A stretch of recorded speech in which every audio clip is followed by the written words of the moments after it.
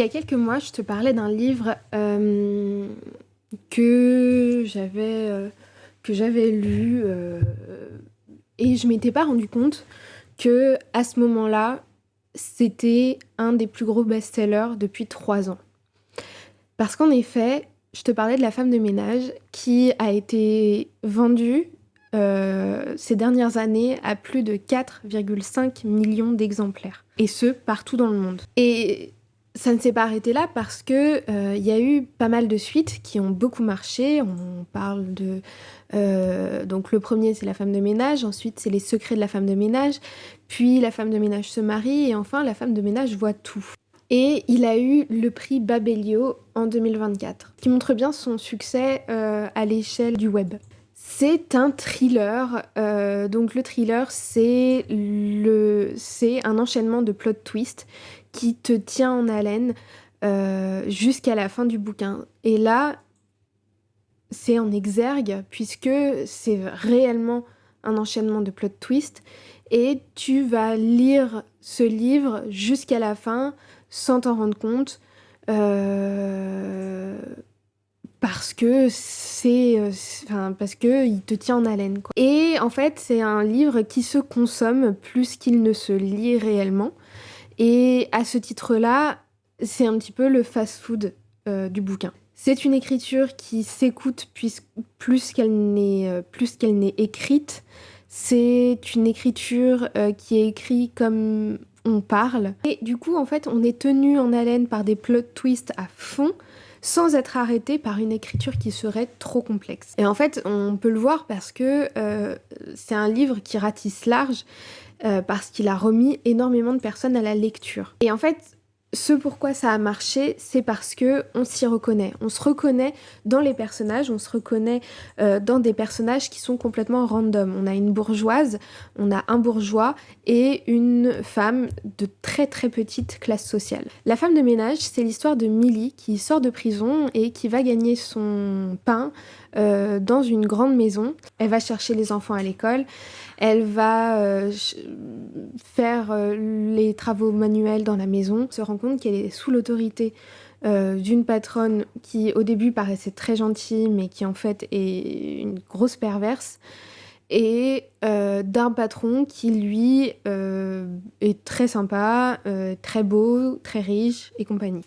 Sa patronne va commencer à faire des choses bizarres et complètement incohérentes et Millie donc se retrouve propulsée dans les bras de ce patron et la patronne va en faire encore plus et va finir par être expulsée de la maison par Andrew, donc l'homme de la maison. Puis on passe du point de vue de Nina.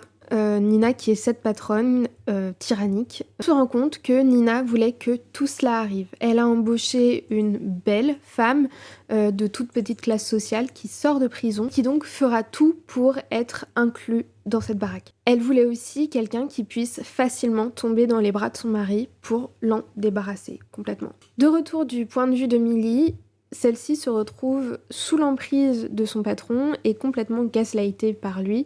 Il va l'enfermer dans sa chambre, qui ne ferme que de l'extérieur, évidemment. Et en fait, il l'enferme dans sa chambre pour la faire n'importe quoi. Puis Millie, avec l'aide de Nina, tue ce barjot et elles s'en vont et refont leur vie à l'extérieur. On est dans un huis clos domestique, une prison dorée pour les femmes. C'est une maison magnifique dans laquelle chaque geste de Millie est observé puis retourné contre elle. C'est le lieu de l'aliénation de la femme. Millie nettoie sans cesse derrière le passage des autres, derrière son propre passage pour devenir la plus invisible qu'il soit. Elle veut en fait s'effacer pour être le plus reconnue possible. De son côté, Nina y étouffe avec un rôle de façade qui est celui de la bourgeoise, de la maman, de la femme parfaite. Et en fait, elles subissent toutes les deux une domination patriarcale. Nina est une ancienne patiente HP, mais elle n'est pas réellement folle de manière pure et simple. Sa folie, c'est une réponse au patriarcat.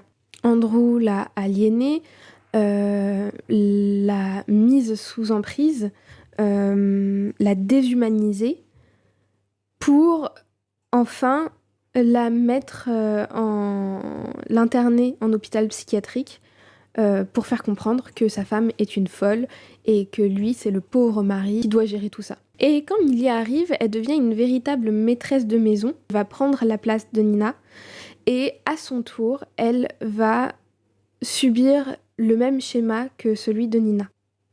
Millie, c'est le miroir de Nina.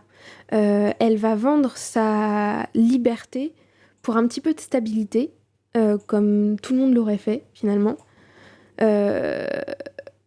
pour avoir un petit peu de stabilité financière, pour être un petit peu plus à l'aise à sa sortie. Et en fait, la relation entre les deux femmes, c'est comme une sorte de miroir de la société patriarcale. On a Andrew, le chef de la maison, l'homme. On a Nina, la bourgeoise, celle qui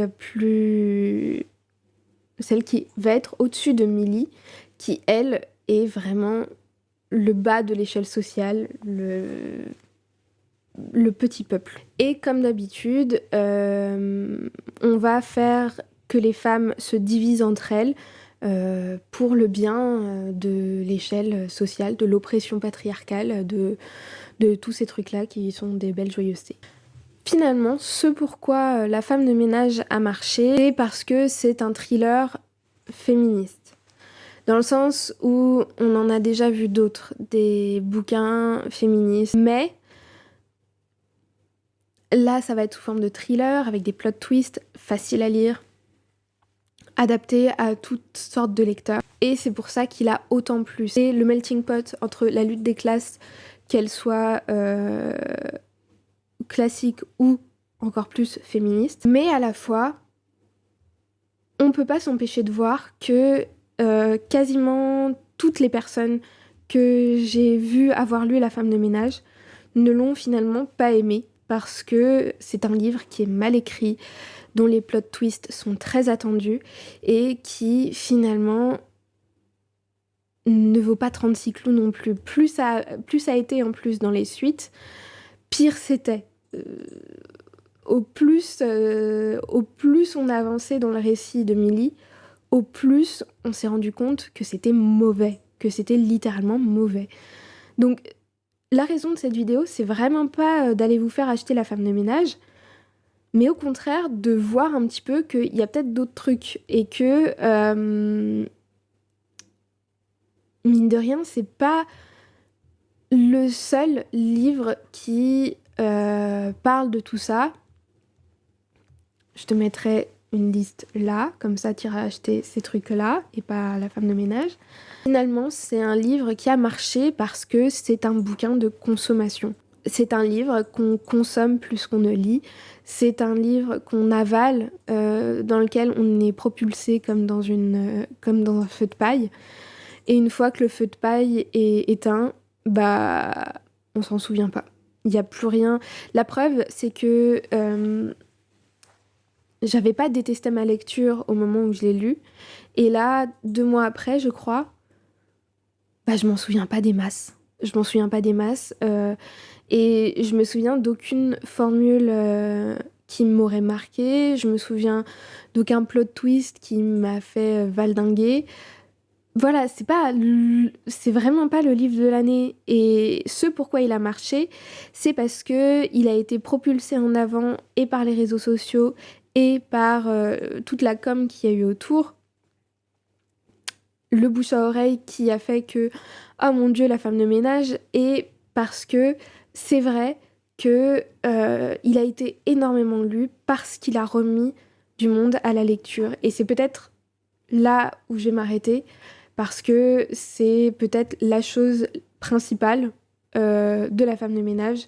C'est le bon point de La femme de ménage, c'est que mine de rien, bah, j'ai beaucoup de personnes qui sont venues me voir en me disant bah, ça faisait des années que j'avais pas lu, et depuis que j'ai lu La femme de ménage, bah, je me suis remis à lire, et depuis je dévore tous les bouquins qui me passent sous le nez. Donc ça a permis de remettre de reprendre goût à la lecture à pas mal de monde. Et c'est peut-être ça le principal. Voilà.